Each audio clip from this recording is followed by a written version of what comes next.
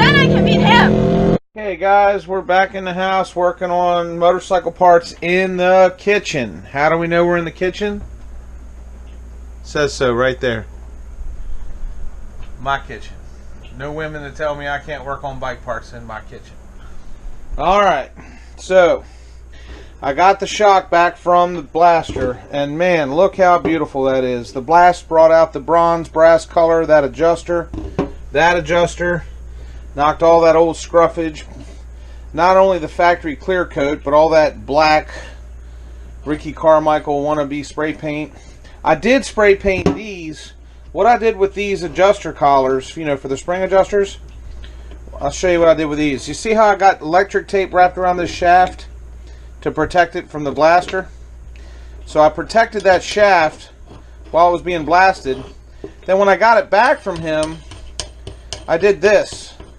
What I'm about to show you right now with these three parts. Those three parts right there. And I just spray painted them right around that shaft. I just went like that and rotated them around and spray painted them with that galvanized stuff. So that's why they're gray. The rest of it's bead blasted aluminum and beautiful.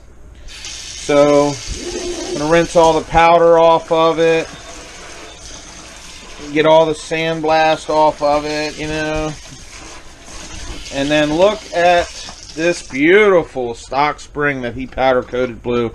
Look at that. I mean, that is professional American supercar grade level powder coating work. I mean, that is just absolutely beautiful, the work that he did there. Suzuki couldn't have done it any better themselves. Here's my little clip-de-doo to hold the bottom cup in. I spray painted this black just because that's what I had laying around where the collar was. And just so it'd have a little bit of contrast, something different. But let me show you guys why I elected not to disassemble the shock. There's two things that are important when you're refurbishing old junk shocks. Like this is admittedly old junk, so you don't want to put a whole lot of time and money into it because you'll never get it back out. So does it have a charge? Is it holding nitrogen? The way you know that is by compressing it, seeing if it springs back out. If all the nitrogen's leaked out and you're just compressing a little bit of air with the oil, yeah, the shaft will still come out a little bit, but it won't come out with authority. It won't push its way back out. So if you compress this shaft and it pushes its way back out, you know that there's charge in that shock with no spring on it, right? And I've already done that. I did that off camera before, so I know there's nitrogen in that shock.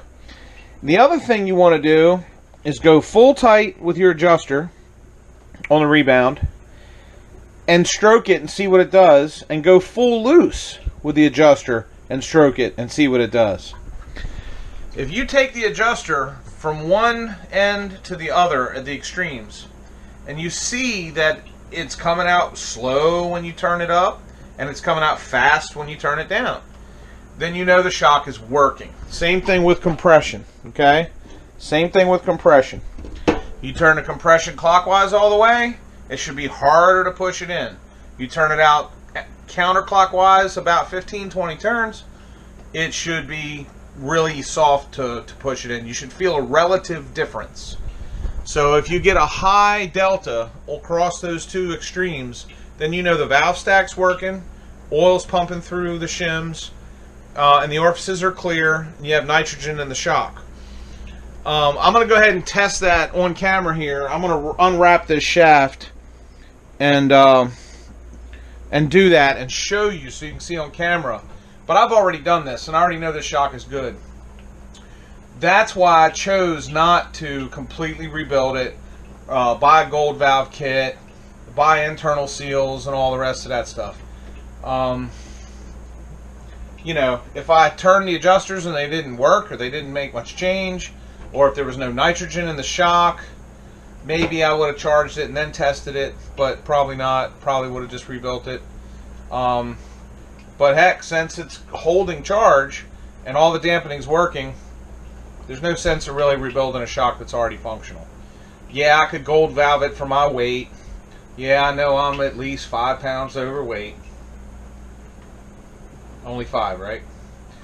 But still in all, it's a functional shock that I can ride. I can at least ride the bike the way it is. So let's go ahead and cut the camera off. I'll unwrap this tape, get the collars out of the way, put them in a safe place, and then I'll show you guys at home how to test what I'm talking about.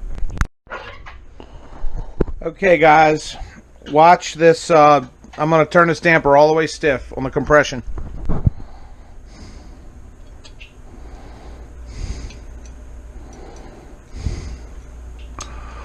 Okay, I already had it all the way stiff. Watch how slow this compresses.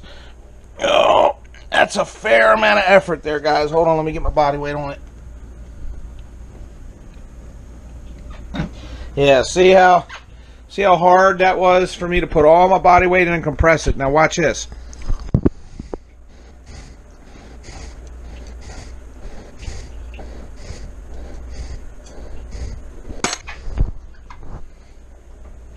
Yeah, see that, guys? See how much easier that is for me to stroke it down now? And see how the shock returns with authority. It's much easier to stroke, and it returns with authority. So this adjuster is working. And the same thing with the rebound. I could walk you through it, but it's kind of redundant. There's no sense. I already did it. You turn this rebound in all the way, it comes out real slow. You turn it back real soft, it comes out real fast.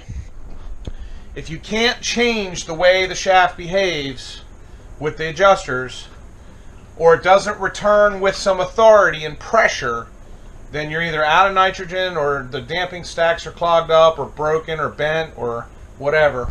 So then you know the shock is not working. Yeah, I know. Go ahead and flame away. It's my official Quentin Mize shock adjusting tool right here. I can hear it now. Oh, why didn't you use your $65 screwdriver to do that with? Well, because I took it back to work where it belongs, and I'm at home right now. So, anyway, this is my $165 special certified Quentin Mize shock tuning tool. Alright, so I got the collars all the way up. Why do I have them all the way up? Because when you slide this spring over, you need as much room as you can get to put these other little parts in place. Let me show you that real quick.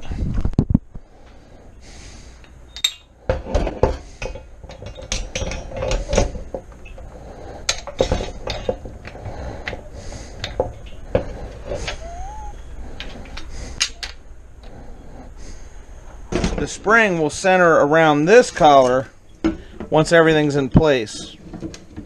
The spring is actually going to center around the inside of this cup right here. So the flange actually faces down so that the groove covers that little snap ring right there.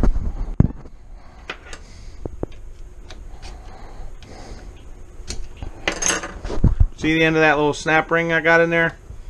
That flange is supposed to cover over top of that, like so.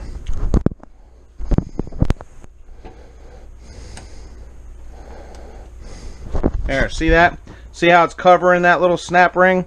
That's important for safety, guys. If that snap ring's not fully covered and completely enclosed by that flange, and if it doesn't look like this when you're done, then it's not fully safe, because that flange is what holds that little snap ring there. Make doubly for sure that the flange is facing the correct way. Okay, so it should look like that when you're done. Okay, there you have it. That's the shock spring back in place. The bottom end cup's all correctly reinstalled with the little retainer clip and all that whatnot. So now it's just a matter of adjusting those preload collars down, you know, and then setting the sag after you get on the bike. All right, that's another video for another time, set and sag. But for right now, that's the shock reassembled, ready to get some grease up there in that pivot, and then throw it back on the bike. Oh, there's a smash mark where I smashed my thumb in the swing arm bearing video the other day. Look at that. That's not a cut. That's That's an explosion line where it's smashed open. Look at that. Isn't that beautiful? Alright. Sorry.